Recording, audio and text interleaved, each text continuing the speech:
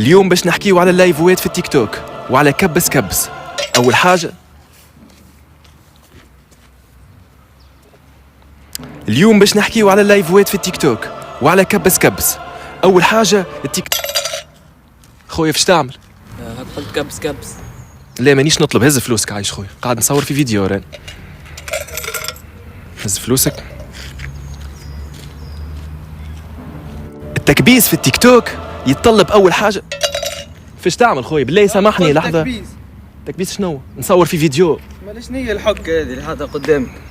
سايب بيبليسيتي هذه. سيكام هريسة أبن من البسيسة.